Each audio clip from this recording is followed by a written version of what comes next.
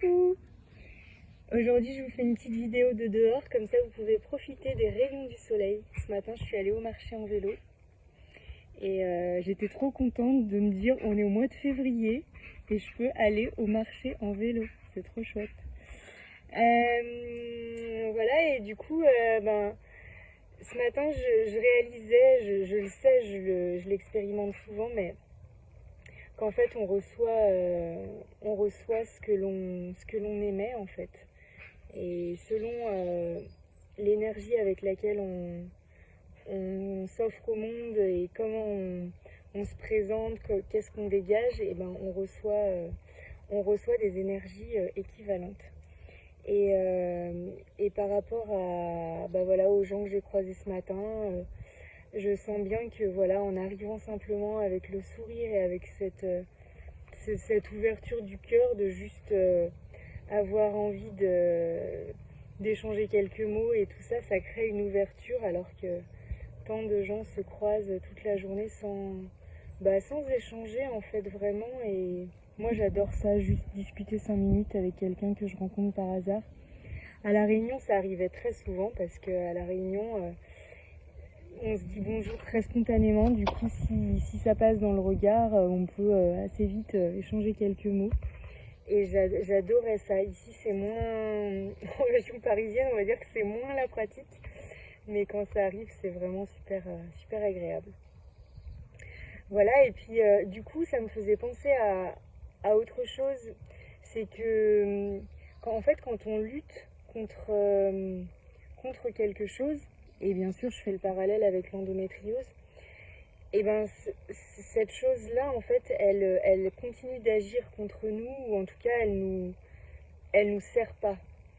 Et moi quand j'ai accepté mon endométriose, j'ai compris que je pouvais en faire entre guillemets mon allié, mon compagnon de vie, sans que ce soit une lutte et un combat permanent. Ça a mis beaucoup d'étapes. Je vous dis ça, ça a l'air simple, mais en fait l'acceptation c'est vraiment un grand sujet. Et je pensais aussi à ça par rapport aux réseaux sociaux, parce que j'ai longtemps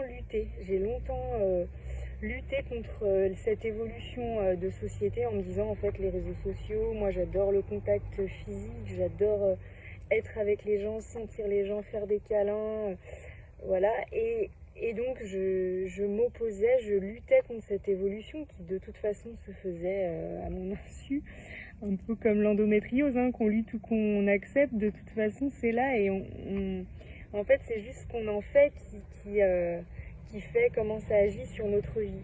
Et puis j'ai fini par on va dire rentrer dans le moule, et cette idée elle me plaisait pas trop, de rentrer dans le moule des réseaux sociaux et de finalement créer un compte Facebook.